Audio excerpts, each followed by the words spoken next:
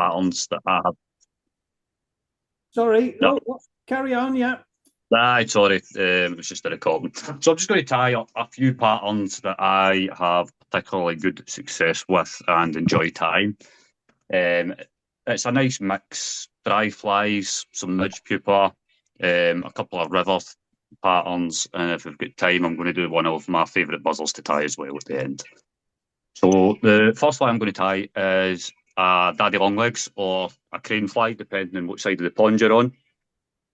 It's a size 10 barbless dry fly hook I've got in the vise, and I will be using 14-0 sheer in red. So I'm just going to start with a wee thread base along here.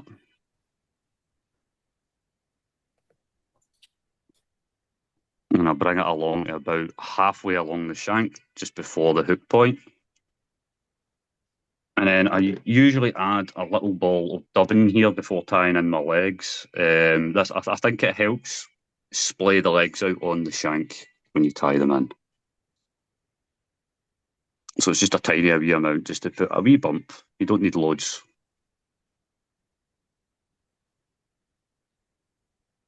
That might be slightly too much, but we'll see how we get on.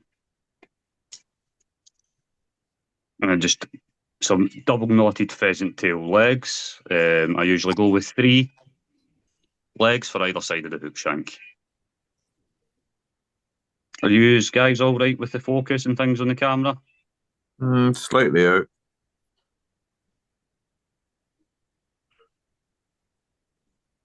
Bob, are you on your laptop? No, unfortunately not. It's just maybe it needs a wee bit of focus. How did Mario? Thanks for joining us, man. The laptop's currently broken, unfortunately, so we can do with the phone.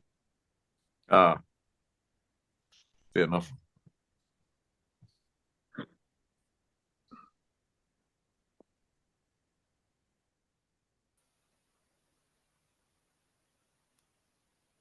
Do you see what I mean? As I bring my tying thread back, those legs spread out quite nicely.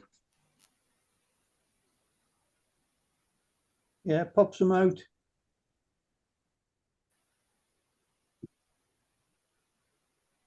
Just come in and snip away your excess. And you can tie these in several colour variations. I prefer the natural brown myself, and that's a 5mm foam cylinder. I usually tie them in either 3 or 5. I don't think you really need any more than that.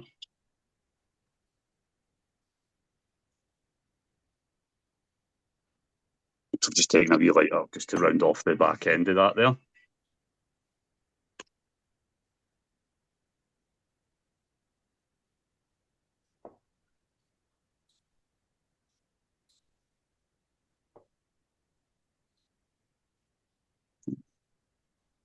I'm just putting a few wraps onto the foam and then onto the hook shank as well, just to hold that in place nicely. And then what I've got here is just a nice light white or cream cape, and I'm just going to take a few feathers off of this for some wings.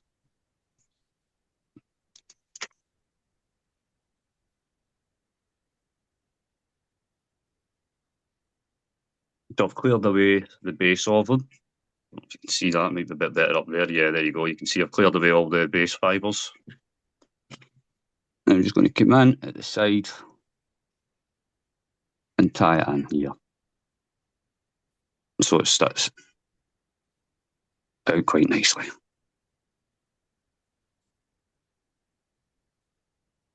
And then I'll do the same on the other side.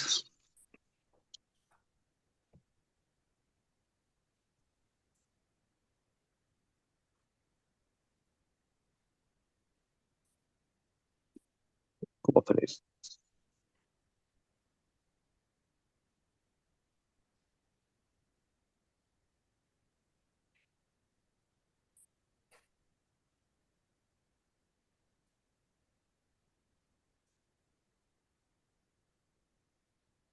So tie it in at the side, and then I'll fold my foam back and then tie those stems directly onto the hook shank as well, just so they're not going to go anywhere.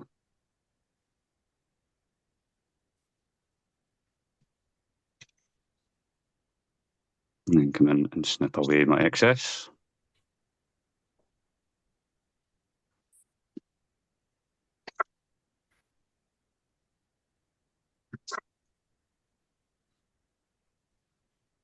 I did have a nice cock hackle fibre here.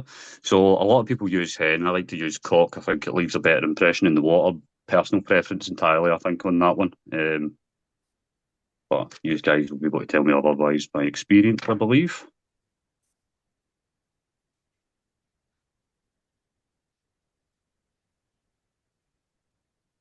So just clear a wee bit of the stem here. And I'm going to come up and catch in with a pinching loop. No, no.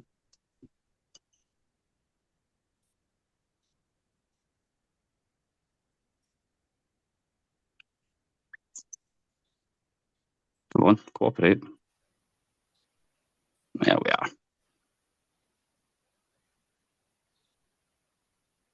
Just bring that right the way back to the base of where you've tied your foam in.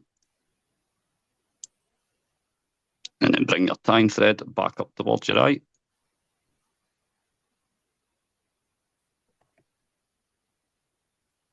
And then I palmer it the same direction, as my tying thread. And each time I would make a wrap, just move my foam back so as I can get it to sit nice.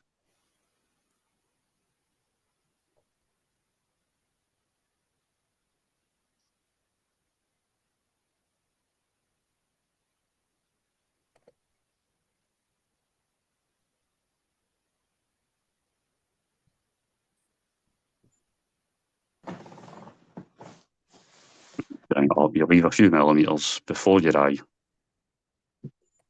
and catch that in place.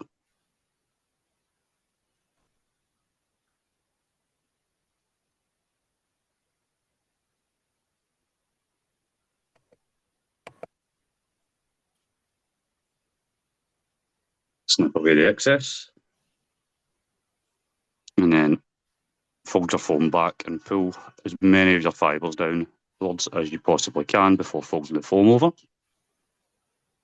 And then just catch it in with a few turns.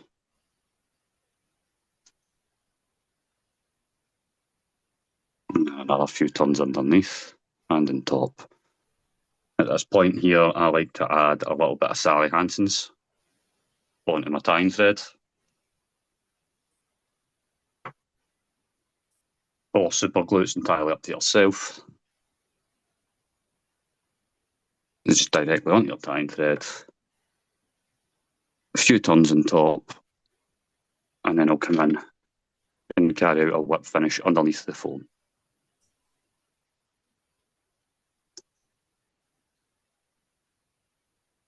And then another whip finish, just for peace of mind. Snip away the tying thread.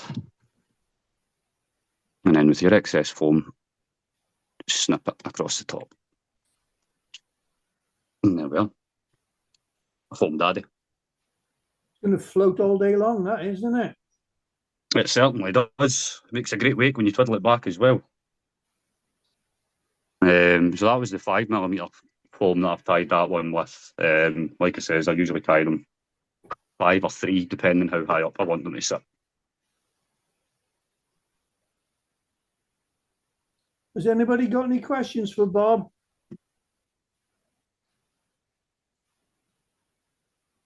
No, they're all happy with that. See there, that's a nice impression in the water. All happy with that? No questions then, guys? Do you think it makes no difference with the segments in the body? To be honest, I've never actually fished them with segments, so I wouldn't be able to tell you that. Yeah, but you might catch fish with it as it is. Yeah. Oh, aye. That's a great point on that. My problem usually is actually trying to hook up the amount of offers. Oh, right. You get so many offers, and probably down to operator error more than anything else. I probably only hook up about a third of what I actually get offered. Oh, cool. Like I always say, I can tie a reasonable fly, doesn't mean I can fish them. So the next pattern is a David McPhail pattern. This one is one of my personal favourites. It's Dynamite Harry, Bibbio Midge, and it's great fun to fish this pattern. So I'm going to tie it in a size 12, just so as you can see it in the camera here, but usually I'll tie it in a 14 or a 16. So I'm just changing out the thread for the red to the black.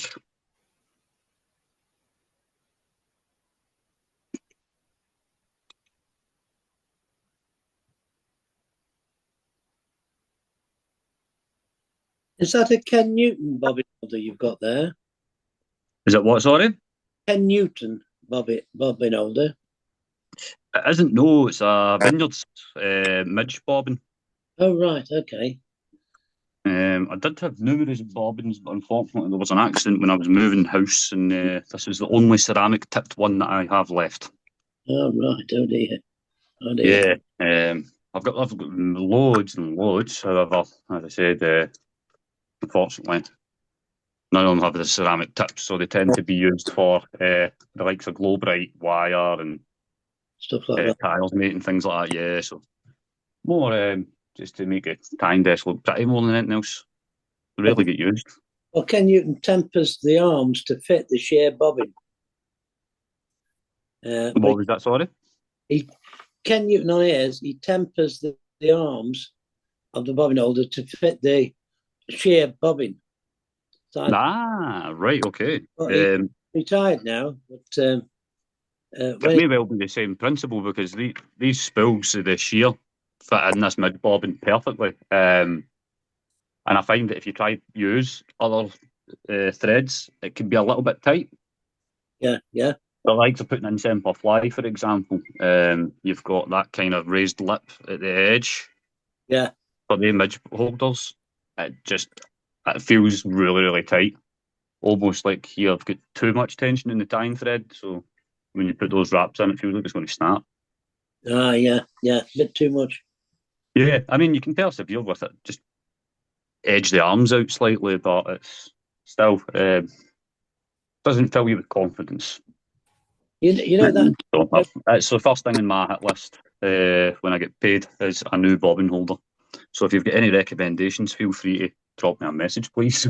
What I will say is that you know that trick to make them to sort of grease your bobbin holder up, to rub the arms down your nose, and it sort of greases it up, and the spools move easier.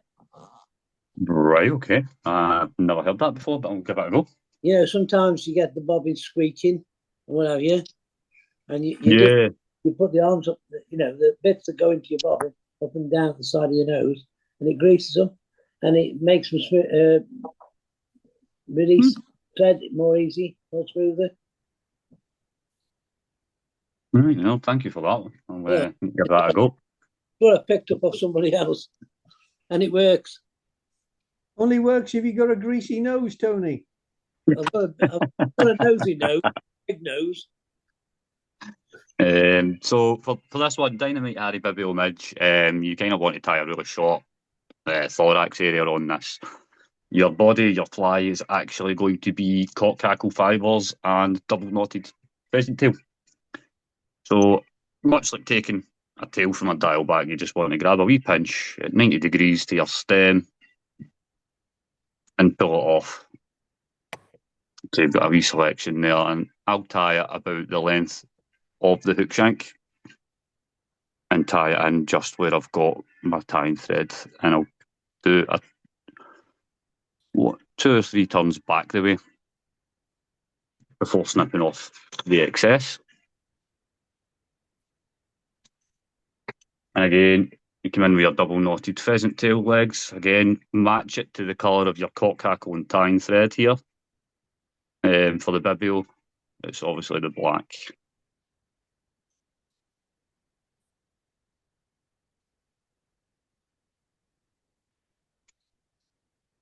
And again, I always come in with 6, 3 for either side. You match them up with the length of your tail.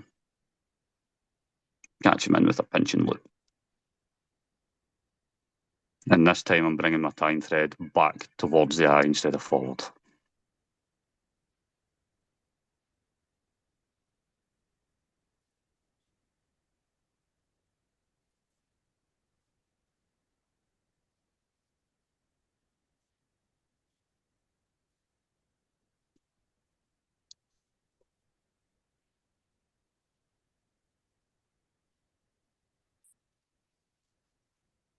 And then what you're wanting to do at this point is just tidy this up a wee bit. And bring your tying thread in between where you've got your tying point and the end of your thread, so about midway. And you want to take a wee bit of white Antron or poly yarn, entirely up to you. So you're going to tie it like a wing pointing back the way and a post going up the way.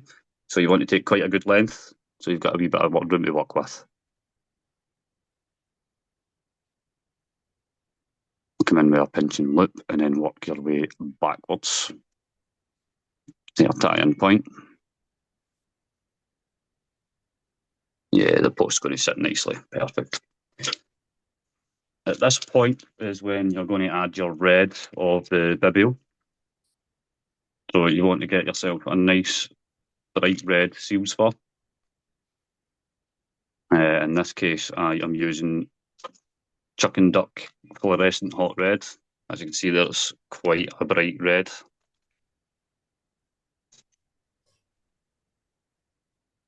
And I don't use tiles wax. I'll usually lick my fingers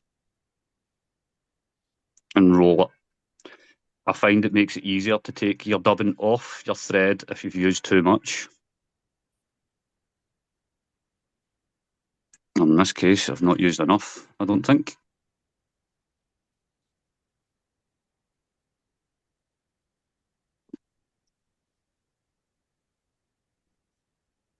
There we go.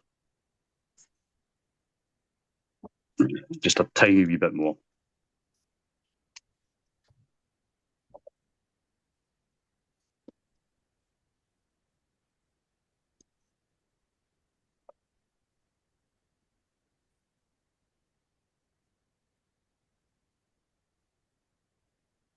Right. You did have a cock crackle fibre. There we are. At this point, you want a black cock crackle feather. You're going to tie it in like a parachute post at this point. In fact, no, you're not. I do apologise. Missed a stage. The wing.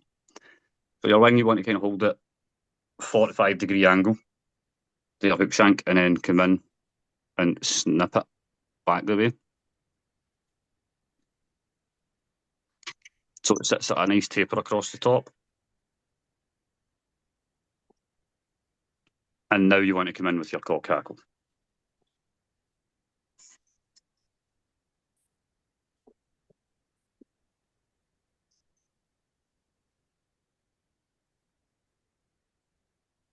So to prepare that there, all I was doing was pulling the fibres away from the bottom of the stem.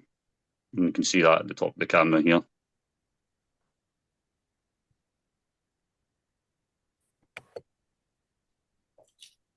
Come in with a couple of turns on the body of your hook shank before building up a small parachute post. You can do this by footering with it, as I'm doing here, holding it in your thumb and forefinger and using your middle finger to support your tying thread, or if you have got a gallows tool, feel free to use that and just wrap your thread around that way. Or really good tip for beginners with parachutes is if you actually rotate your hook so your eye's pointing down the way, then you can just wrap it as if you're wrapping your thread around your hook shank.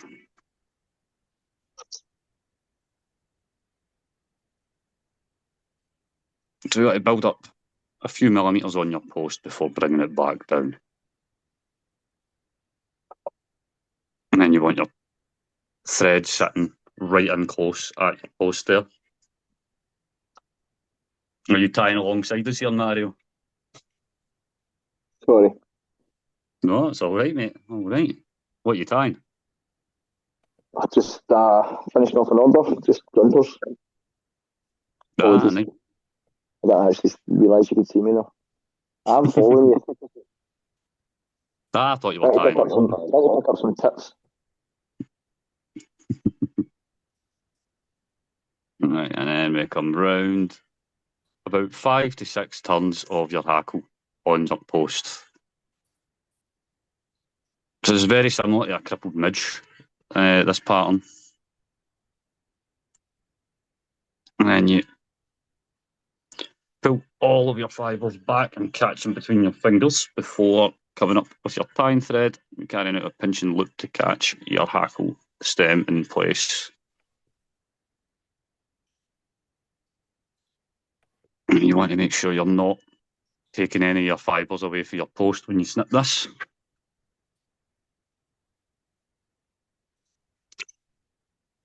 And at this point, you come in with your black seals fur. Again, I'm using chuck and duck here, and once again, I'm licking my fingers and applying it onto the tying thread. I'm just going to pull all these fibres back and slide that up my tying thread.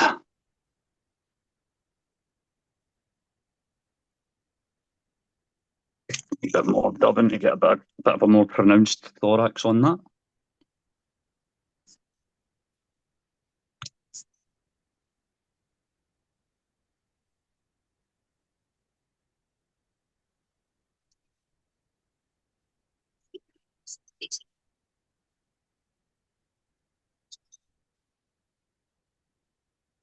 Bring it up to the eye.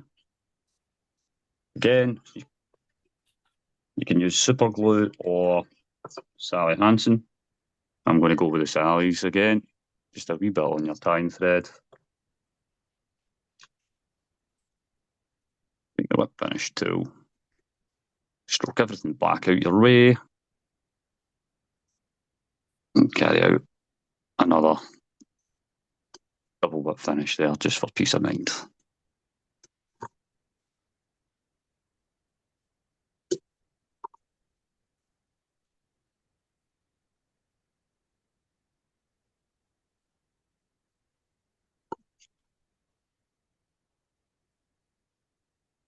I'm just pulling up my post.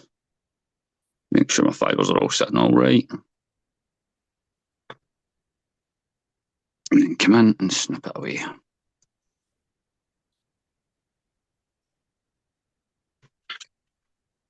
And there we are.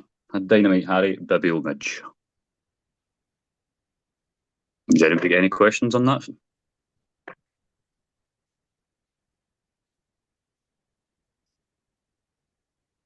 Nice little midge, that. What's that, sorry? Nice little midge. Yeah, it's a David McPhail pattern, I believe. Or certainly adaptation David McPhail had come up with. When I first seen the tying video, I thought I need to learn that. And I've had some great success in the boat with this. Like I said, size 14s and 12s. Mostly 16, if I'm honest with you. But that was a size 12 just for the demonstration.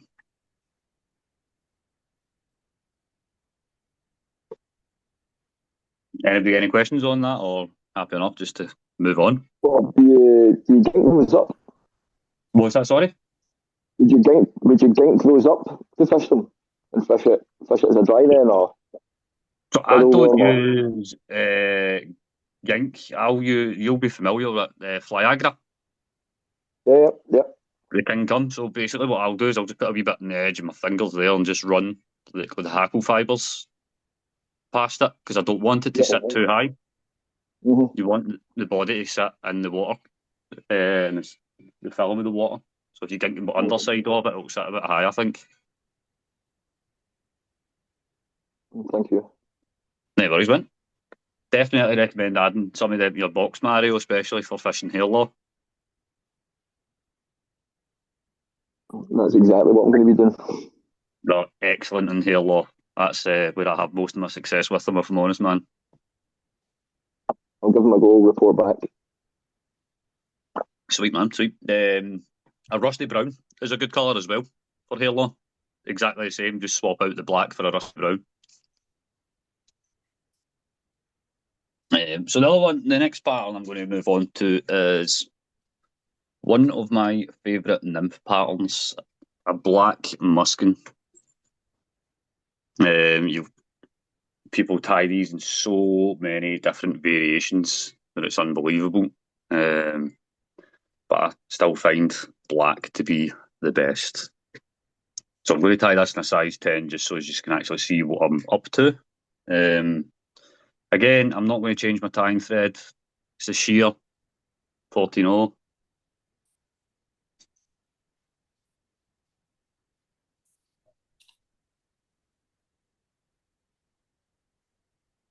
So I'm just going to add a very small thread base at the eye.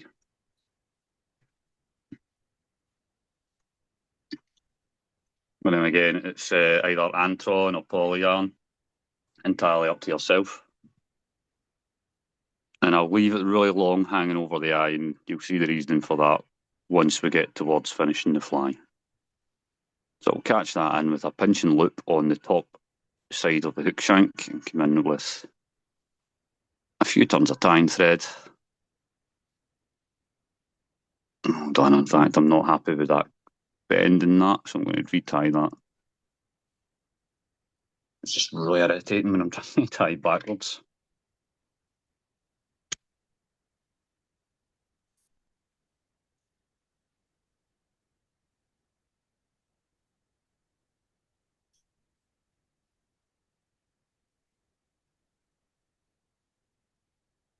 There we go. Right, and then the tag end, I'm going to cut it at a slight taper to help taper the body towards the back.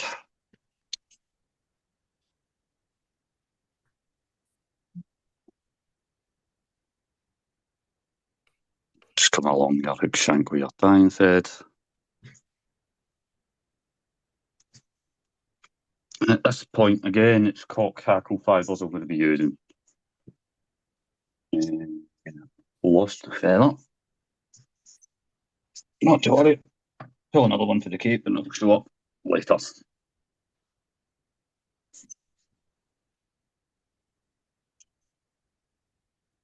It's exactly the same. You just pull it at a 90-degree angle. You want to take a wee pinch off just for your tail. You can tie these with pheasant tail, or I have also tied them recently with an Antron tail, as if it's a shuck coming off the back. It's entirely up to yourself and preference. So tail length, if you're using cock hackle like I am in this instance, again, you want it about the length of your body. So when I'm tying it in, I'm actually holding it on this side of the hook shank. And the reason for that is when I bring my tying thread up and over, it naturally wants to slide round onto the top.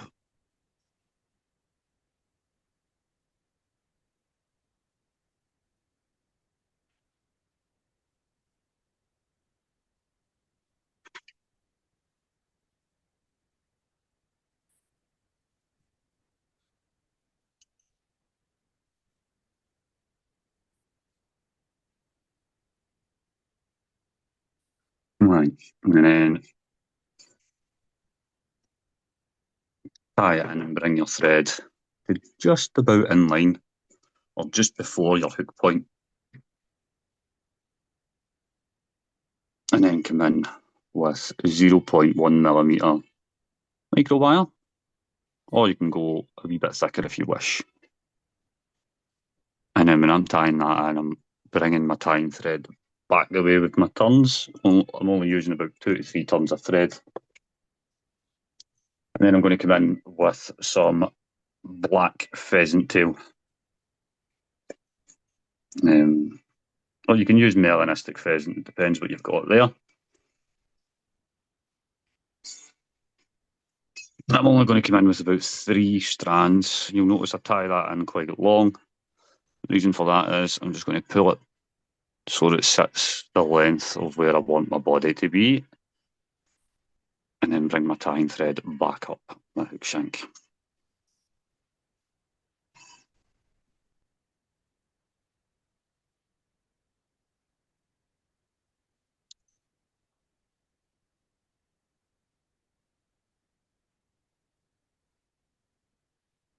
This stage is optional. I like to add a wee dab of super glue before I wind my pheasant tail. It just adds a wee bit more rigidity to your fly. And then I'm going to counter wind the pheasant tail to my tying thread.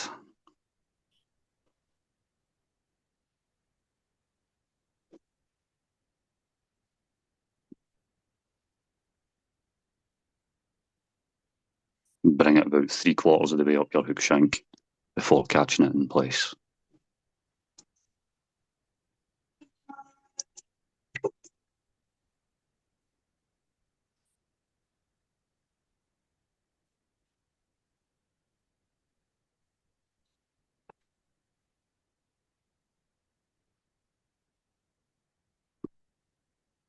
Then your wire rib, counter wind it the opposite direction of your pheasant tail, and nice even turns.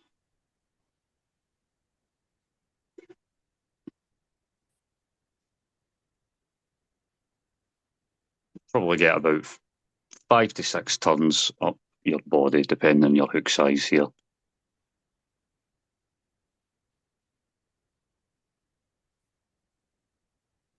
Catch in your wire rib,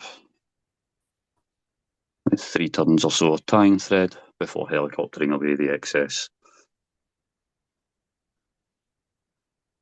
At this point here, I'll bring my tying thread back up towards my eye.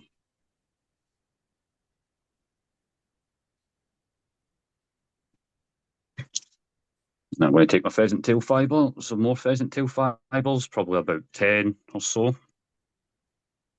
don't actually ever count them, but a good pinch. And this is going to be your thorax cover. This time round, you just want to come in and snip away the top of them so you've got a nice level flat surface there. And come in with a pinch and loop.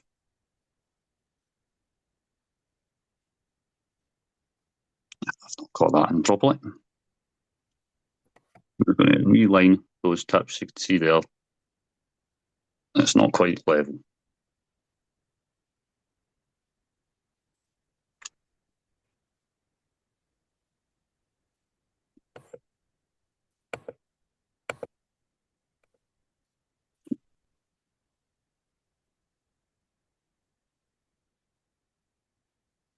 There we are.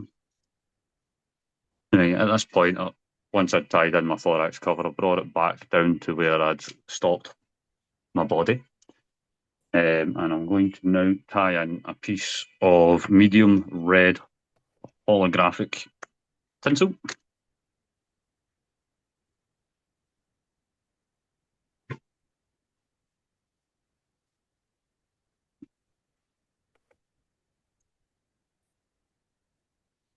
And then you want to add a few turns of that, not too much. Maybe about half of what you've got exposed for your thorax. And then come in and tie it back off.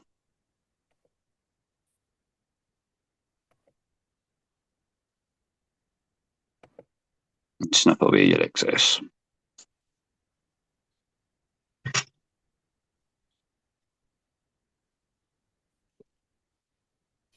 At this point, you come in with a nice spiky dubbing. This is hare's ear and squirrel that I'm going to be using. Sorry, I think it's fox squirrel. No, it is. It's just hare's ear and squirrel.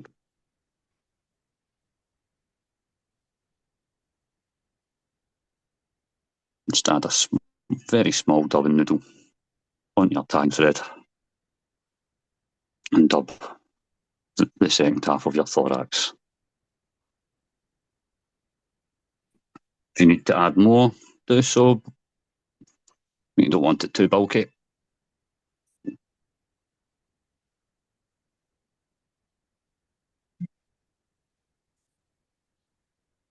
At this point, you want to lift everything back and get a few turns of your tying thread in at your eye. If you don't have a rotary vise at this point, don't worry about it. So I rotate my vise and then I'll split the antron, which is why I advise to leave quite a long piece when you tie it in initially, so as you can get it nice and even either side of your thorax. And split it with your pheasant tail that we tied in for the thorax cover.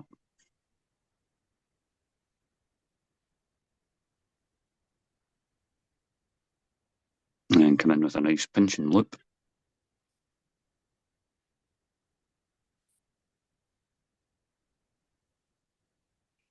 Tie in place. And you can either snip your pheasant tail away, or you can do what I'm about to do here, which is just helicopter your fibres.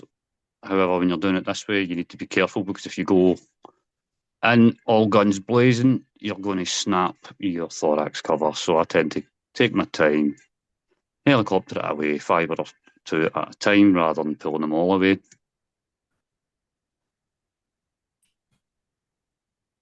Bit footery, but it saves you having to go back and fix mistakes.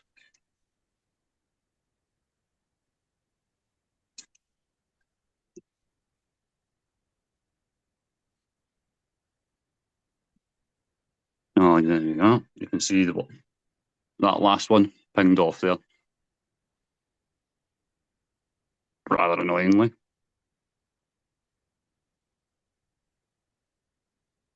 I'm just going to see if I can try and fix that and catch that back in, but I don't think I'm going to be able to.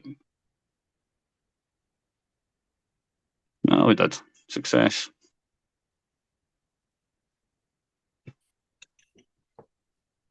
And then come in with your whip finish.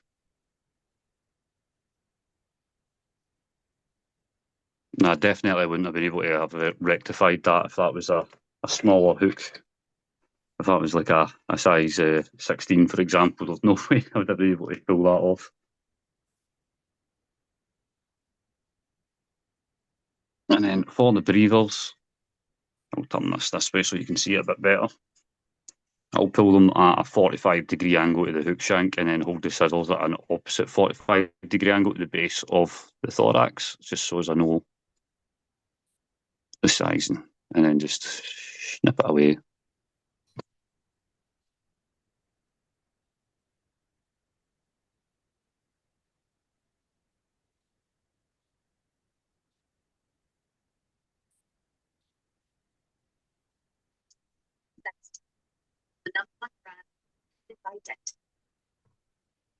A wee random stray there. And then come in with your varnish or head cement. Just add a wee bit on there.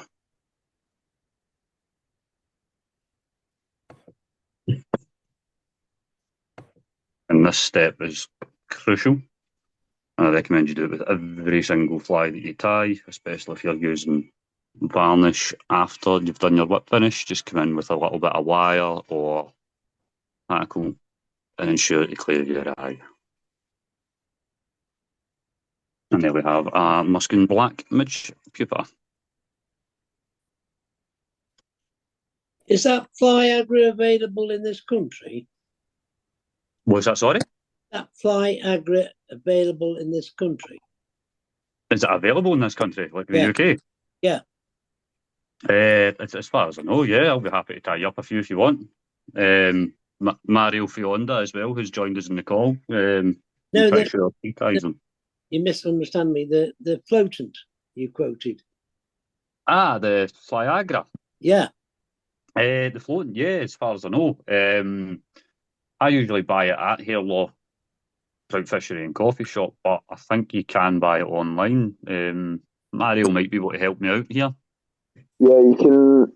So the Flyagra Ross Murdoch at Halo Fly Fishery up in Scotland, he's got the sole supply for it, Right. Okay. and he's about to launch an online shop. However, if you do want it, pass your address to either myself or Bob, and I'm sure we can get that in the post for you. Right, cheers, thank you. How much is it? Do you know? Probably Hold on. £600 or Bear with something me a like wee that. minute. Might have the price tag on the tub. I'll go check. Oh.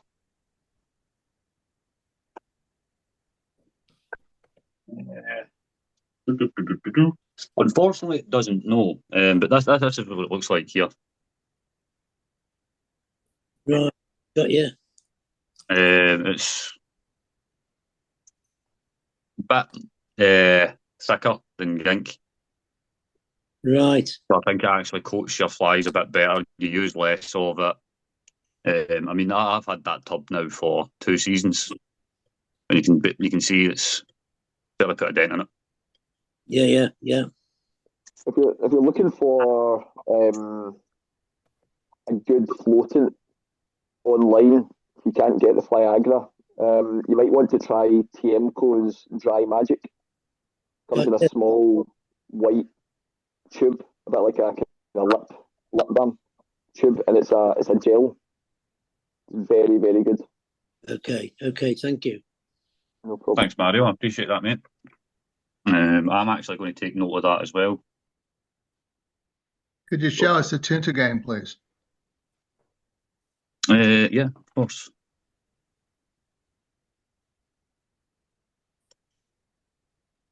Thank you. No problem at all. No problem. Right. Sorry, bear with me. I'm just going to have a wee drink, and then we'll get cracking and tie on the next part.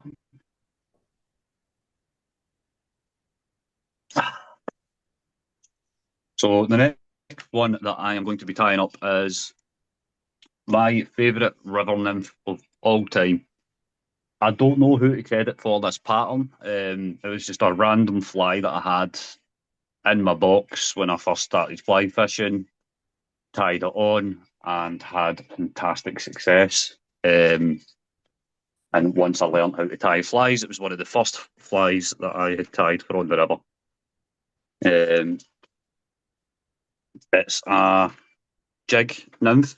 You can use it for the Euro nymphing or under a clink hammer, is what I'll usually do, as the clink and dink duo. So it's a size 12 jig hook that I've got in the vise here with a 3.5mm black tungsten bead. And I'm just going to tie down is that hook sitting the right way? I think I've got that. But yeah, there we go. It was sitting the wrong way. So I'm just going to build up a small thread down behind that bead.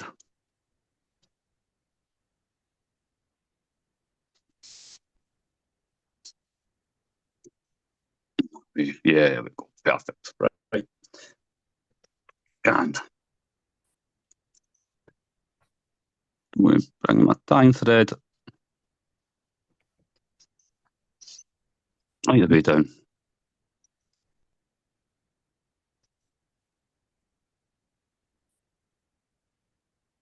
Just about where a barb would be sitting, roughly. And I'm going to get some red holographic tinsel.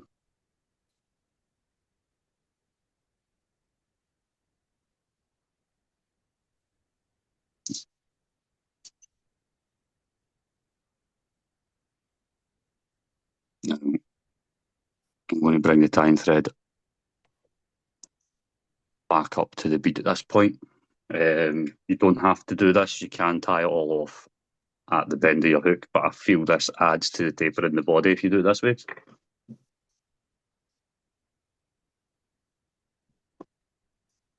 So all I'm going to do is counterwind the red holographic with a few turns back towards the bend of the hook. And then come back up towards the bead.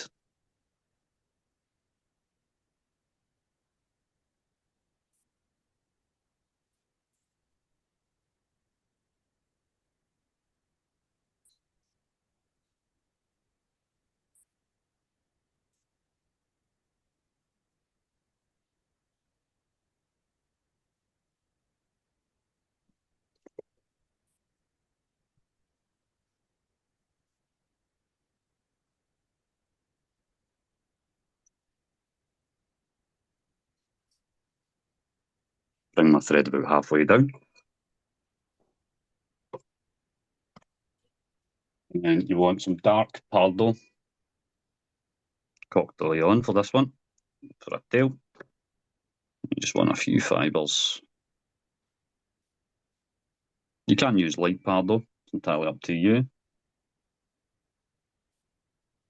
And again, you want to pinch that and tie it on the side of the hook shank. Again, the reason for that is once you bring your tying thread up and over, it should bring it onto the top.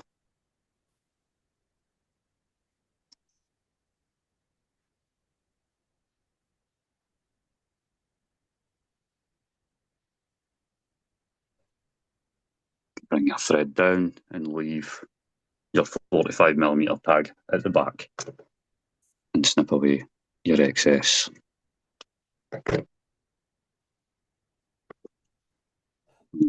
come in with your micro wire, again in silver.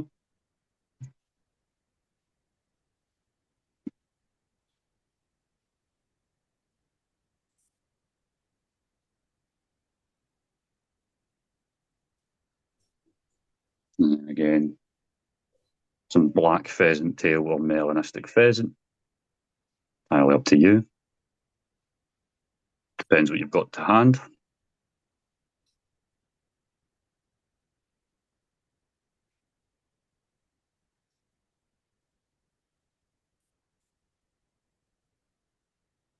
And bring your tying thread back towards your bead.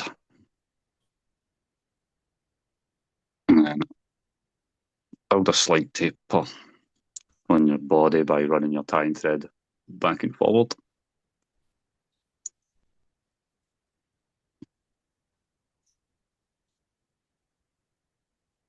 Much the same as the muskin. This stage is optional, just adding in a little dab of glue.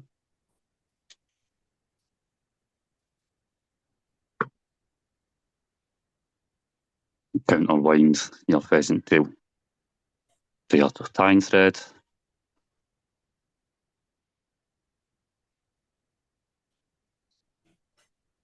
Bring it right up tight to your bead. And catch in place.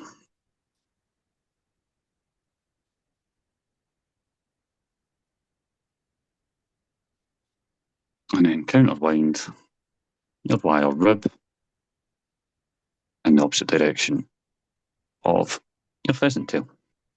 Again, nice, open, even turns.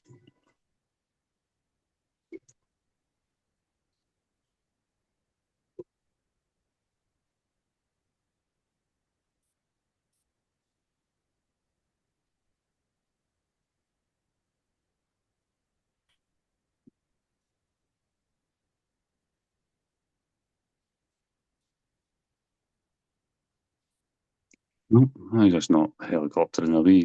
Come on. And then a few turns there just so it doesn't snap on me. There we are. Come in and snip away your excess pheasant tail.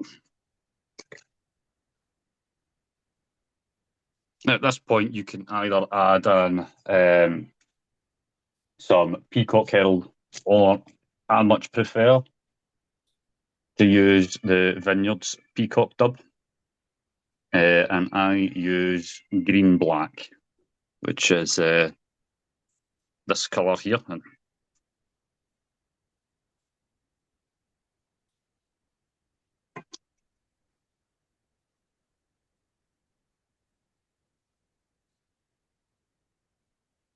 Just add quite a generous collar on that.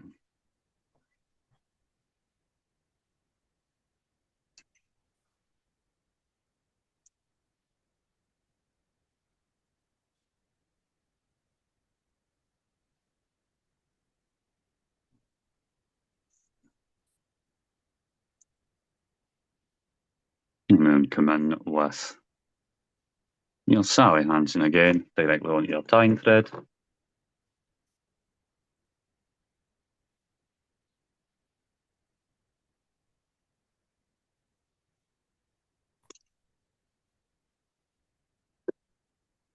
And then with your whip finish and snip away your tying thread. One of my favourite nymphs for river fishing.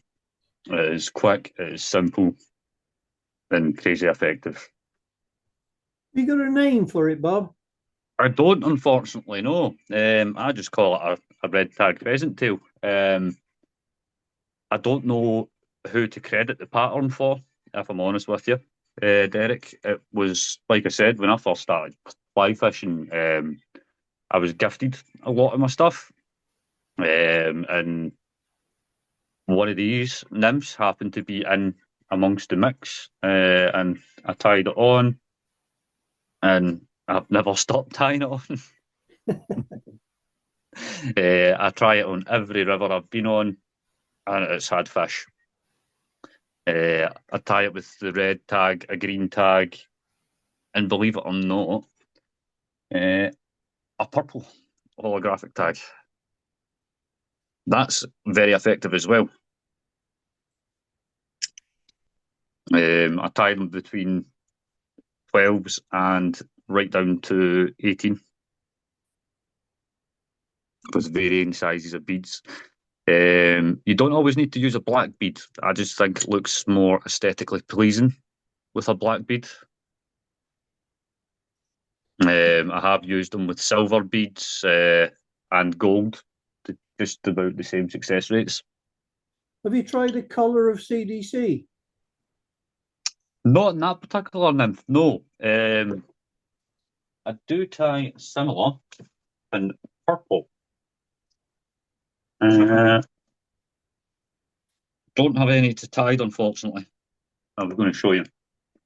And I'll just double check actually if I get any of the.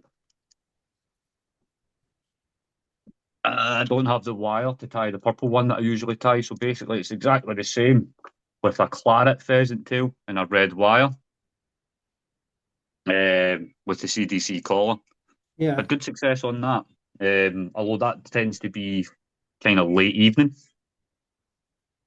This one here that I've tied today, I fish that all day, every day. And it's, as I say, it's a staple of my river box. I always try and have 5 of each size with each bead on it. Yeah, right. Is there any other questions on that one?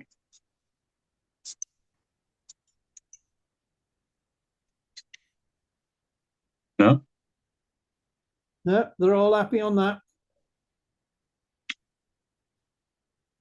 Not a problem. So I've got another one that I'll tie. It's a very, very simple one. It's a still water pattern for the rainbow trout. Initially, I seen it online, and it was before I could tie flies. I reached out to Trout Fodder Flies and asked if he could tie it for me, and he'd done so, and I had great success with it. So when I learned how to tie, that was one of the first ones that I'd had the confidence to tie up. A very, very simple and effective pheasant tail nymph. However, rather than using your peacock herring, it's a ice dubbing thorax, which adds a very, very nice hot spot.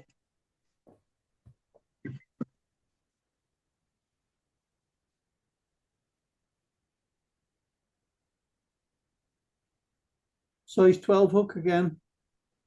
So this is a size 10 again. It's just for the camera.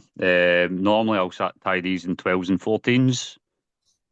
I dare say you'd probably have success in smaller sizes, but I've never tied them.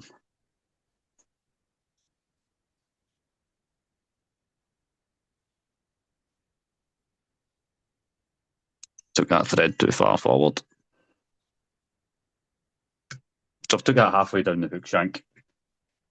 Once again, believe it or not, black pheasant tail. And you want about 5 to 6 fibres here for your tail.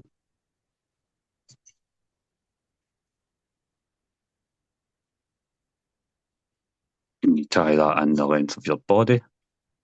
Just measure it up.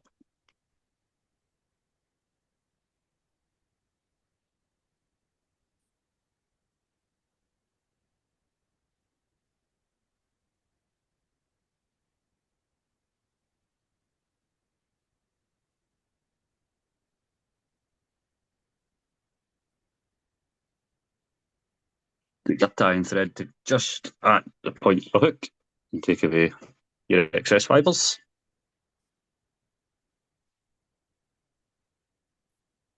And this time, rather than silver microwire, come in with a green or chartreuse. Tie it up to yourself. So this is like an emerald green. I don't know if you can see it. This is flybox microwire. Oh.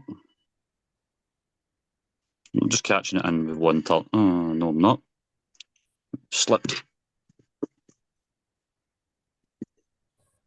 Sorry, I'm hitting my sideboard out of the way. Just in one turn to hold it. And then come in with some more pheasant tail fibres, about 4 this time. Just for your body wrap.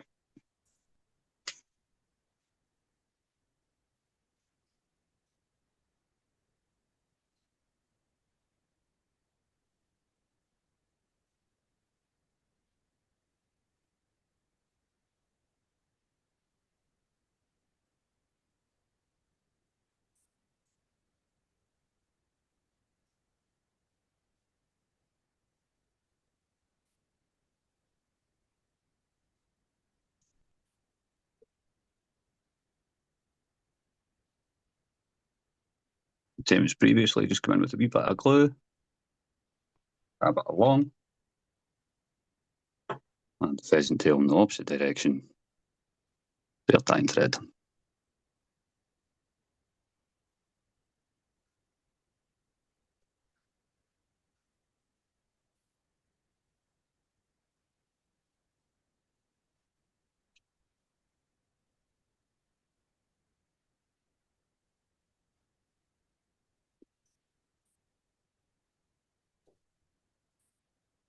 Your green wire rib in the opposite direction to your pheasant tail, which is the same direction of your tying thread. Again, you want nice, even, open thread wraps as you come up the shank. And you'll probably get about 5 to 6 turns, depending on your hook size.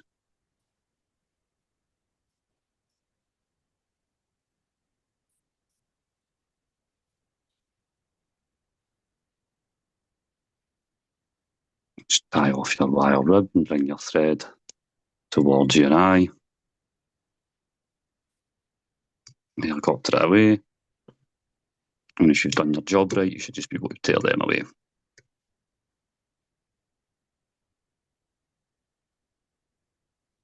Now, at this point, again, you're probably wanting about 10 to 12 fibres here of your pheasant tail. You don't need to count it. Just kind of do it by eye, but you definitely want a good pinch. Like that, you can see there's a fair whack of fibres there.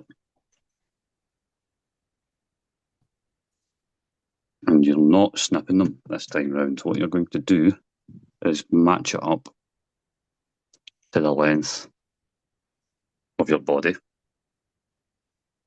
and tie them in front of your eye with a little pinching loop.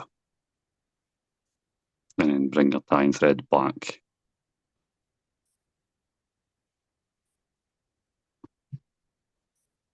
to about a third of the way along your body. And then your eye stub, and we're going for this nice. You can't actually see the colour on that. In person, that is a nice luminous green. It almost looks like this colour, but that's yellow.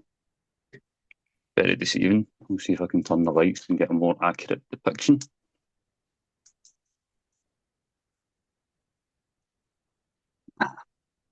Camera's not picking that up and showing it justice, unfortunately. That eye stub, is it very similar to glister?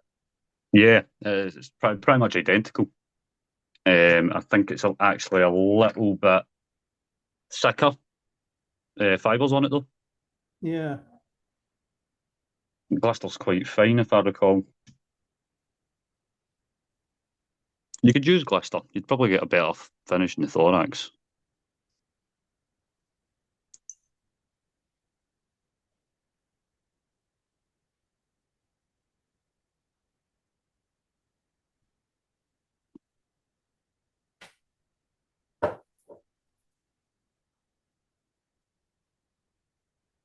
Once you've dubbed your nice thorax, you want to split your legs as evenly as you can. Now, quite a lot of bodkins and dubbing needles, they've got this nice handy bit for doing half hitches in the bottom. This is where it comes in very handy as well. You can actually use it to split your fibres back. And add a few turns. It will hold them out your way. Just enough that you can bring your pheasant tail in and split.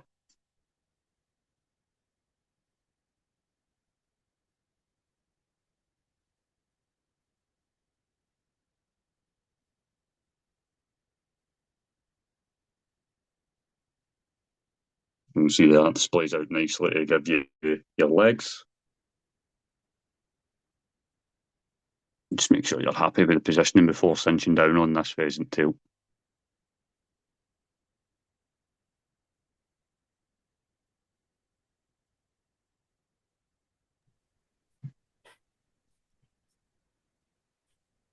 And then again, just take your time taking these fibres away. You know what, I'm just going to come in and snip these ones.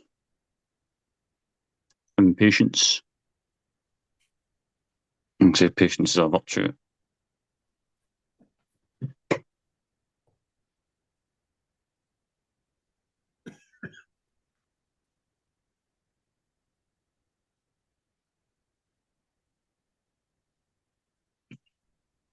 At this point, you just come in and whip finish.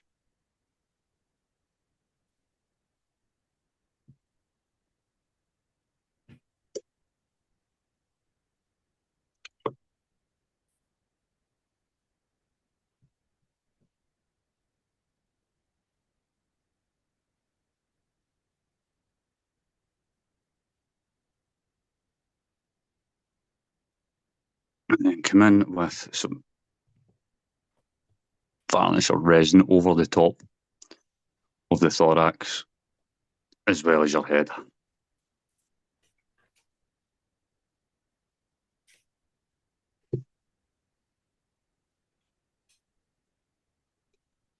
Once again, to save the frustration at the bank, clear the eye.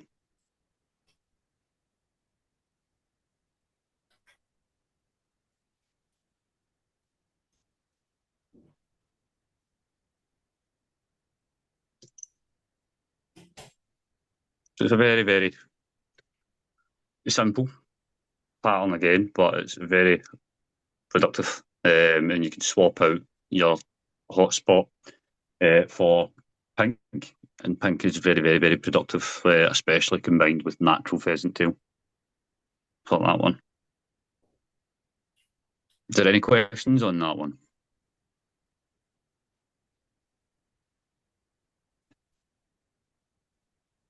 No? Happy with that one as well. Happy days. I must be doing my job right, explaining it then. Mind you, it helps they're all on mute. They're probably itching to ask questions and just not taking themselves off mute. So I'll tie up one more. apologies this evening.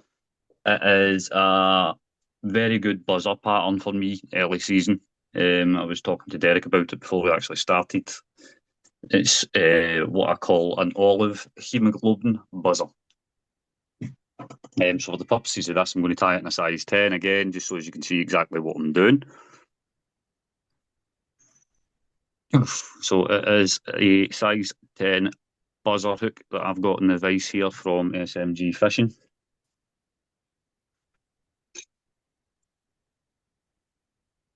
And I'm just changing out my thread to a nice light olive.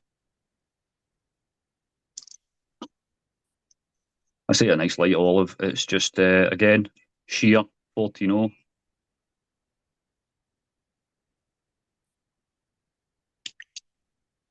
But it's certainly a bit lighter than the likes of this one here. So just before I start tying that, I'm just going to have myself a wee drink. Please be patient.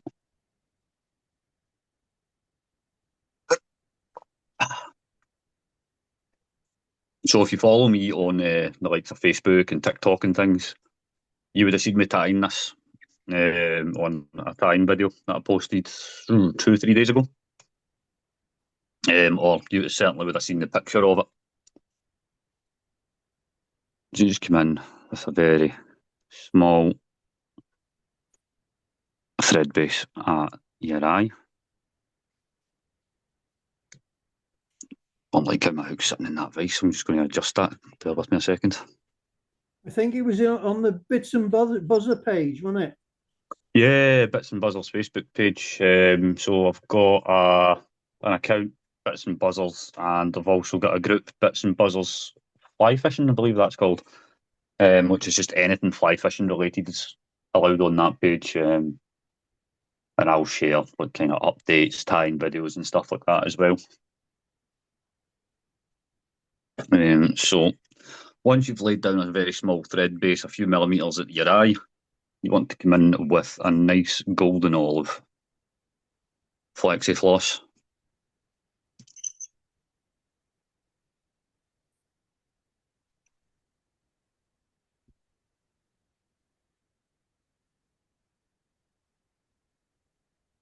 Just catch it in place with a few turns. I usually go for 5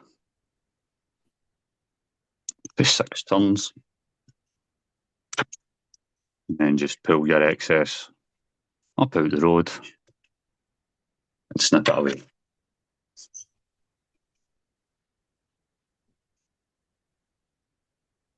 So I'll leave the flexi quite loose at this point, and it helps add on the taper of the body.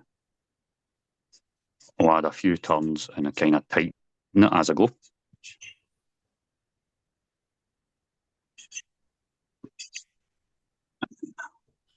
Once you're about halfway along the hook shank, pull it as tight as you can get it, and then just bring your tying thread right way back down.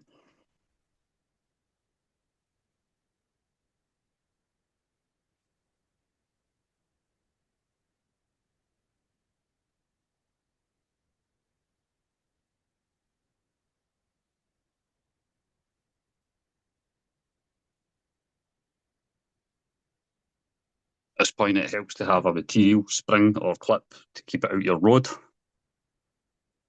And then you just bring your thread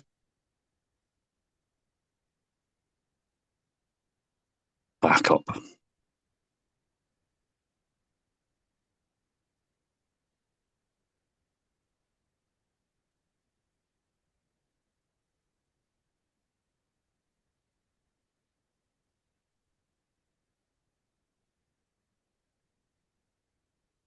Come in with a little bit of red holographic tinsel. It could be flat tinsel, it's entirely up to you. I just prefer the holographic, as when you move it, the light hits off it a bit better.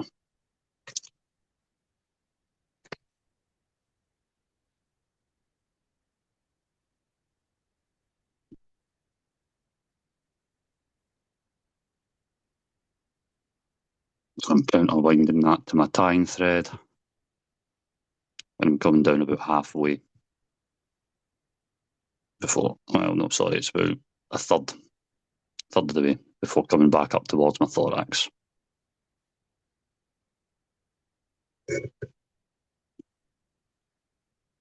Chin.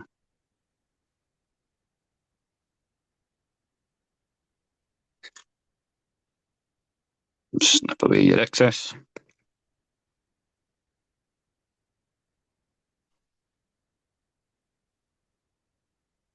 Make sure your tying thread at this point is where you want your thorax to start.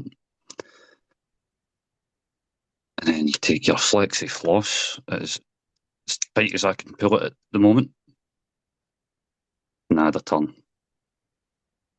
And what we're going to do is decrease the tension as you add turns. Oh, yeah, bugger you. Did anybody notice the mistake I made there? Forgot to put As a I was pitch in. moving. Yeah. The angle of my hook, when I'm wrapping my flexi floss, I've lifted my tying thread over the top of the eye.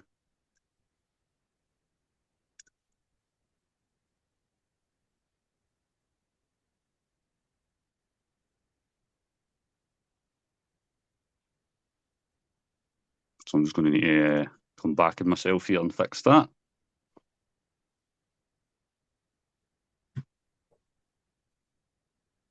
Apologies for that. Mistakes do happen. We are all human. Little bit of super glue might help. Oh, I do like a bit of super glue in my flies. You might have gathered that by now, Derek, eh? Yeah.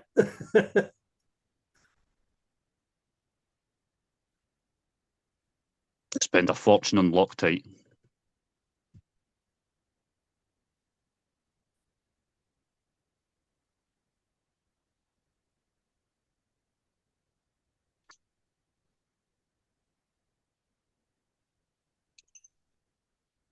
So I'm going to take two precautions to stop that happening again. The first one being not that.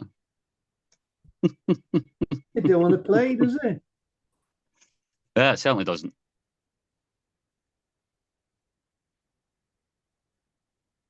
We'll get there. Third time lucky.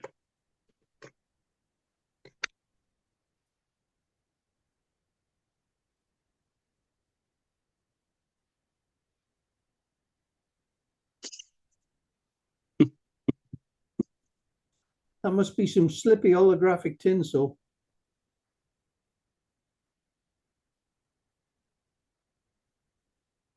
I think it's operator error more than anything else, Derek, if I'm honest with you.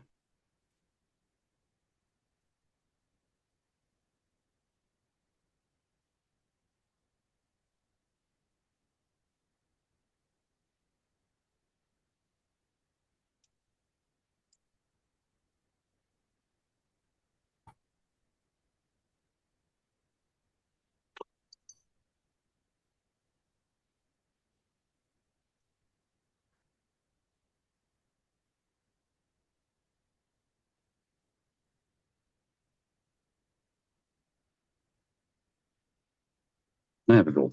That will stop that from happening again. Also going to just alter the hook angle slightly in the vise.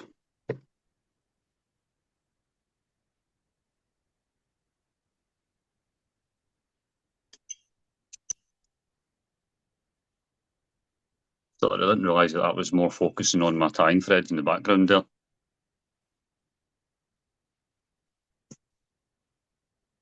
There we go. Right, so where were we? Yeah, so the flexi floss, I'm pulling it as tight as I can for the first few turns.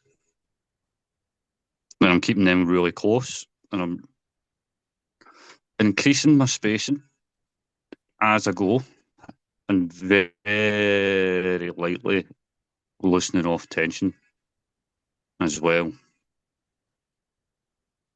You can't even see the ribbon, but I'll show you that once we've tied it.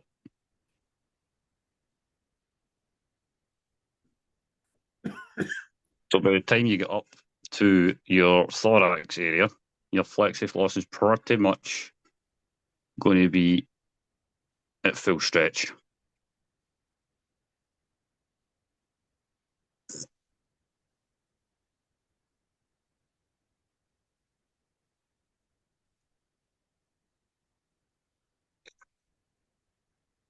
I'm going to do actually, I'm just going to bring that up towards the eye and I'll snip that. I'm going to do a wee quick whip finish on this. Normally I wouldn't do it, but the reason I'm going to do that is so as I can take it out of the vise and bring it a bit closer to the camera. I just don't want this thread sliding off. So you'll see the segmentation there. Yeah. You can see the tinsel pop through as well. It did indeed. My vise just broke, you bloody swine, you.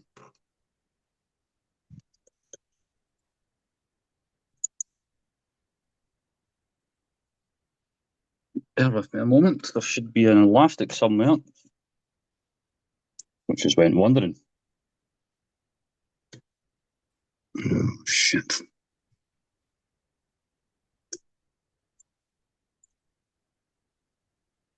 You come off the thread. Yeah. And the elastic at the back has went wandering. The O-ring, it's there.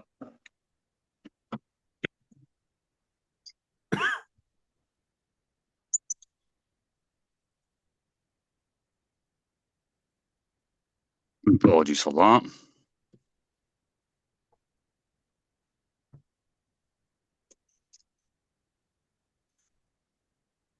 Wished I quit while I was ahead.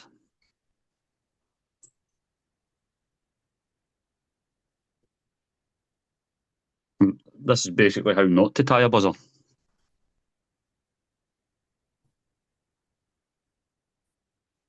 When you finish, perhaps you could take some close-up pictures and put them on the WhatsApp group for us.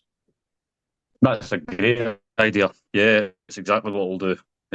I've got a nice light box here that I'll use. So, now that you've got your body, come in with some white flexi floss and I tie it on top initially with 2 turns and then I'll slide it down and under and hold it out the way.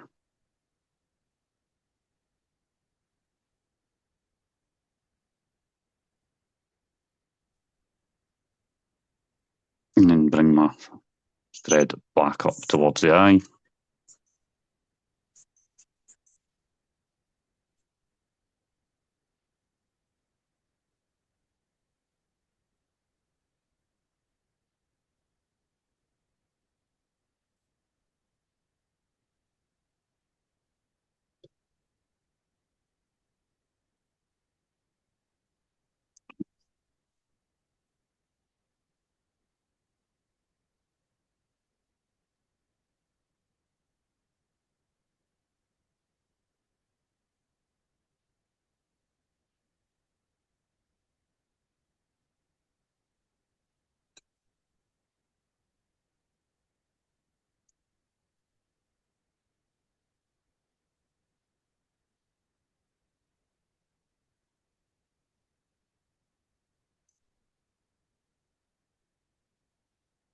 Come in with a whip finish at this point here.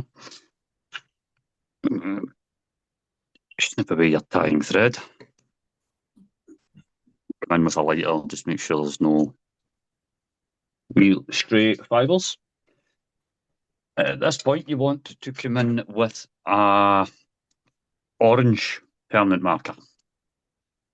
And you just want to, your top line of flexi floss here, I'm going to see if I can.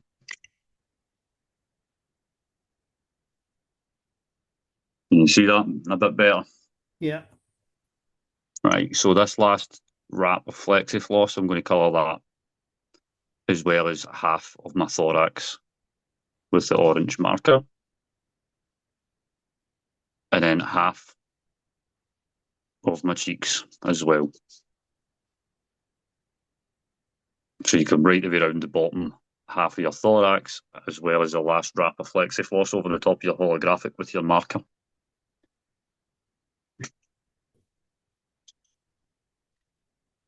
And then this here is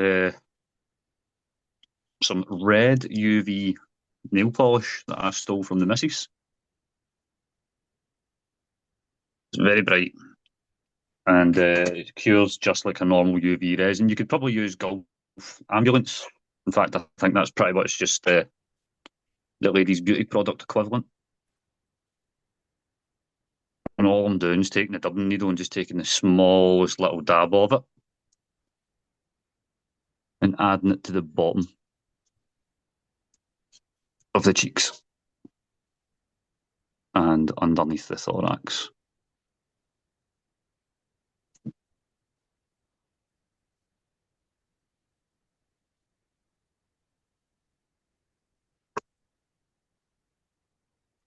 And then you're just curing it with your UV torch.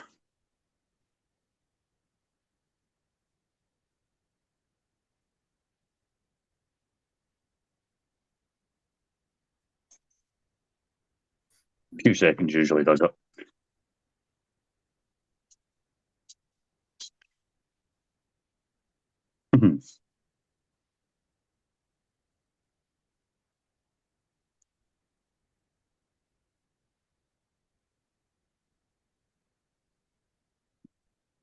And then just come in with your UV resin as you normally would.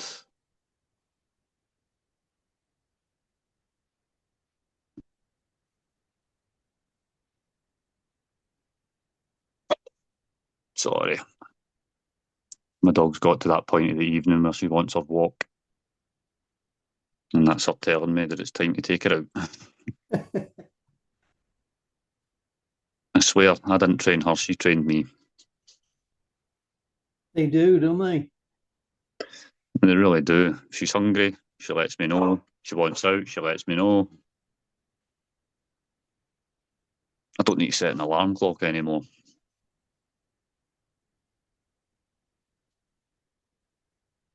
Yeah, just make sure you get your resin in amongst all the grooves of your flexi-floss before curing.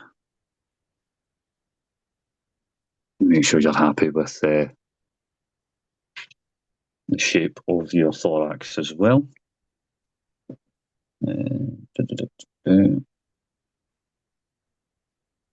just looking for a hackle feather just now to run through my eye before I take my torch on that.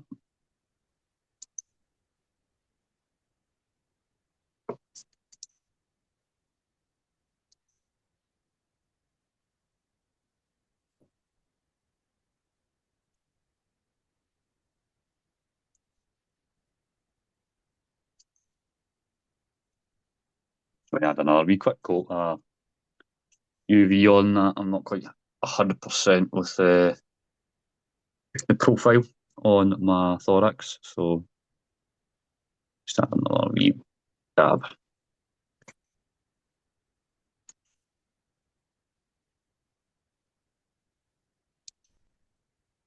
If you don't have a rotary vise, you can just do this by adjusting your seating position. Can be annoying, but pays off.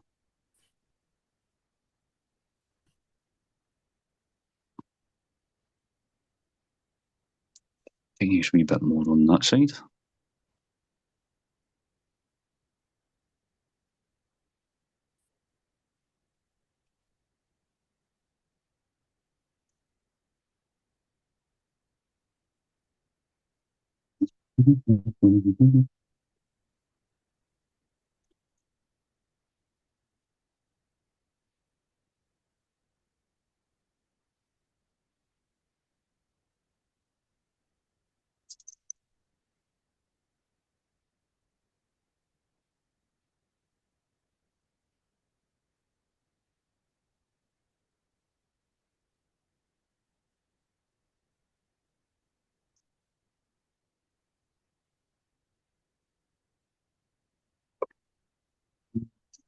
Just looking for an empty fly clip so that I can get a better close-up of that for you.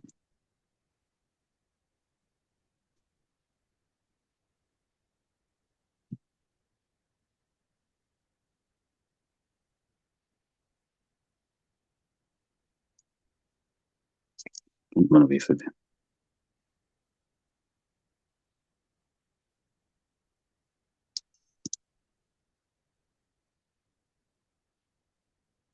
Can't really see it. And I'll get some close-up pictures for you for the WhatsApp group. Cheers, Bob. Not a problem. Is anybody any questions on that one?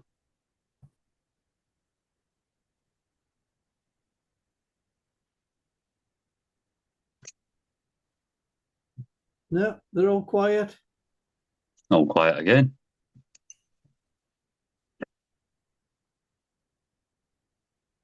No. No, well, guys, thanks very kindly for having me in. It's been an absolute pleasure. I should have probably stopped at the pheasant. You did a cracking Thank you so job. much. Really nice. Yeah.